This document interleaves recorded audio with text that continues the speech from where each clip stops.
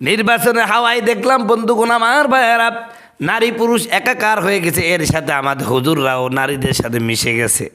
দেখলাম এক হুজুরকে নারীর গলায় মালা পরিয়ে দিচ্ছে। আবার আর এক মুফতি সাহেব দেখলাম সামনে শত শত নারী নিয়ে ওপেনে সমানে নির্বাচনী প্রচারণা চালাচ্ছে। আহা, পর্দার আয়াত এই মুহূর্তে মনে হয় বাংলাদেশ থেকে হিজরত করে মদিনায় চলে গেছে। এই পর্দার আয়াত আর নাই। অথচ আল্লাহ রাব্বুল আলামিন কোরআনুল হাকিমের মধ্যে বলেছেন, কুল্লিল মুমিনিনা ইয়াগুদ্দু আবসারহুম, হে নবী আপনি প্রত্যেকটা মুসলিম নরদেরকে বলে দেন, পুরুষদেরকে বলে দেন, ওরা যেন পরনারী থেকে ওদের দৃষ্টি অবনত রাখে। আর ওপেনে কেউ নারীকে মালা পরিয়ে দিচ্ছে, আর কেউ বা ওপেনে তাদেরকে সামনে নিয়ে সমানে নির্বাচনী ওয়াজ করে যাচ্ছেন। কোনো পর্দা নেই, কোনো চোখের হেফাজত নেই। পক্ষান্তরে আল্লামা মামুনুল হক দেখলাম, আলহামদুলিল্লাহ, তিনি সাংবাদিকের সাথে সাক্ষাৎকার দিচ্ছেন, যথেষ্ট পরিমাণে তিনি চোখের হেফাজত করলেন। একবারের জন্য চোখটা এদিক ওদিক নিয়ে গেলেন না, সাংবাদিকের তাকান নাই, না তাকিয়েই তিনি সাক্ষাৎকার দিলেন। আসলে আমাদের সব জায়গায় তো দিনকে প্রাধান্য দেওয়া উচিত। অবশ্য ভোটের কারণে মেয়েদের কাছে যেতে হবে, কারণ বাংলাদেশে অনেক ভোটার হলো, নারী ভোটার, যেতে হবে। কিন্তু আপনি তাদের সাথে মিশে গেলে তো চলবে না। নিজের তো কমাস কম পর্দা তো শুধু নারীদের জন্য ফরজ না, পুরুষদের জন্য ফরজ। আপনি তো দৃষ্টিটা অবনত রাখবেন। মালা পরিয়ে দিচ্ছেন, জড়িয়ে ধরছেন, হাত ধরে একসাথে হাঁটতেছেন। কেন ভাই? অসংখ্য মানুষ নামাজ পড়ার পরও জাহান্নামী হয়ে যাবে এই কারণে যে সে নামাজ পড়ে কিন্তু তার পরিবারস্থ লোকেরা নামাজ, কথা বলুন ঠিক কিনা? প্রিয় ভাইয়ারা আমার,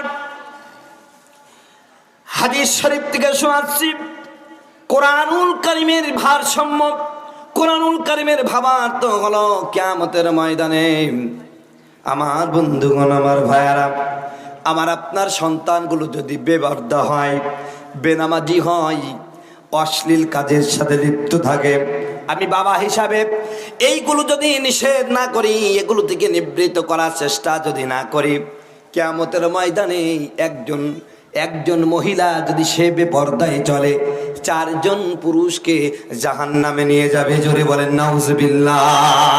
কয়জন পুরুষকে? আরো জোরে বলেন কয়জন? 4 জন পুরুষকে জাহান্নামে নিয়ে যাবেন। 1 নাম্বার হলো তার বাবা। কোন বাবা যদি তার প্রাপ্তবয়স্কা মেয়েটাকে পর্দায় না রাখে, কিয়ামতের ময়দানে এই মেয়ে বাবার বিরুদ্ধে মামলা করবে। আল্লাহ রাব্বুল আলামিন যখন এই বেপরদা মহিলাটাকে আল্লাহর জাহান্নামে নিক্ষেপ করার নির্দেশ দিবে, তখন এই বেপরদা নারীটা বলবে, রব্বুল আলামিন আমার প্রতি পর্দা ফরজ ছিল, আমার বাবা আমারে পর্দা করতে বলে নাই, বোরখা কিনে দেয় নাই, শালীন পোশাক পরতে বলে নাই, জিন্সের প্যান্ট হাফ শার্ট গায়ে দিয়া আমি ঘুরেছি, আমার বাবা কিছুই বলে নাই, বরং তিনি গর্ব করেছেন আমার মেয়েটা হলো ডিজিটাল মেয়ে। কিটাল মেয়ে? আরো জোরে বলেন। আবার আমার অনেক মেয়েরা বলতে পারে, হুজুর বুরখা তো ওই সমস্ত মেয়েরা পরবে যাদের চেহারা ভালো না, দেখতে উলাইকা হুলাল কাতরা। কথা বলুন ঠিক কিনা? আমার চেহারা ভালো, আমি কেন বুরখা পরবো? মা রাগ করবেন না, আপনার কতটা চেহারা, আপনি কি এই পৃথিবীর মধ্যে সবচেয়ে সুন্দরী নারী নাকি? আমার মা, শোনো মা, বুরখা শালীন পোশাক পরার নির্দেশ হলো আল্লাহর। আপনার চেহারা ভালো হলেও পড়তে হবে, চেহারা খারাপ হলেও পড়তে হবে, কারণ নির্দেশটা দিয়েছেন কে? আরো জোরে বলেন কে? আল্লাহ রাব্বুল আলামিন বলেন, ইয়া নিসাআন নবী লাস্তুন্না কা আহাদিম মিনান নিসা ইনিত্তাকাইতুন্না ফালা তাখদানা বিল কওল আকারনা ফি বুয়ুতিকুন্না ওয়ালা তাবাররাজনা তাবারুজাল জাহিলিয়াতিল উলা। আল্লাহু আকবার। আর মেয়েরা, তোমরা প্রাথমিক মূর্খ মেয়েদের মতন অর্ধউলঙ্গ হয়ে সৌন্দর্য প্রদর্শন করে ঘুরে বেড়াও না, তোমরা তোমাদের ঘরের মধ্যে অবস্থান করো, তোমরা তোমাদের ঘরের মধ্যে অবস্থান করো। এর মানে এই না আপনি আপনার মেয়েটাকে ঘরের মধ্যে রেখে তালাবদ্ধ করে রাখবেন, বাইরে বেরোতে দিবেন, এমন না।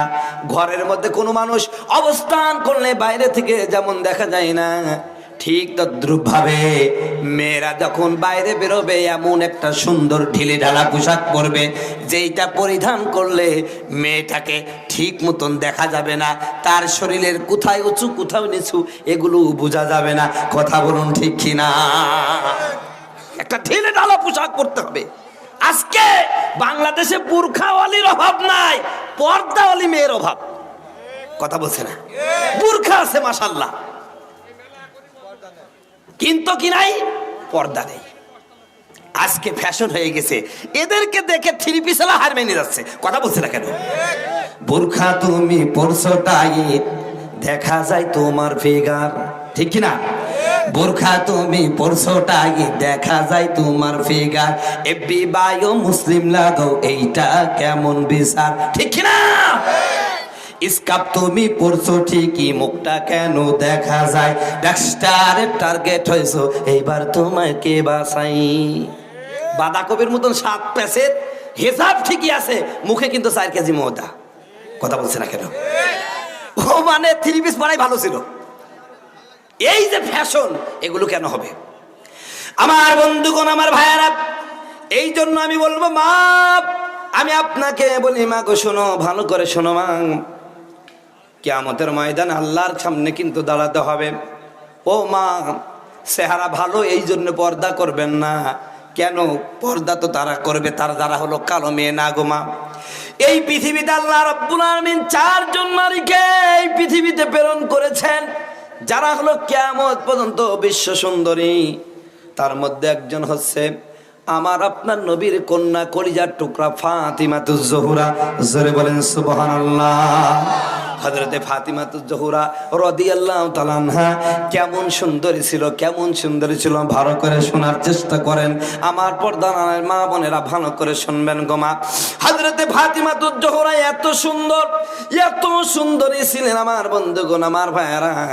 এই পৃথিবীতে আল্লাহ কিয়ামত পর্যন্ত বিশ্ব সুন্দরী করে 4 জন নারীকে প্রেরণ করেছেন।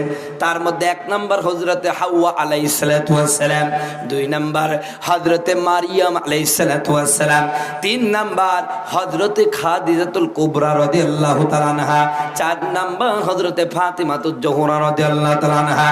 এবার আপনারা বলতে পারেন হুজুর খাদিজা কি বিশ্ব সুন্দরী?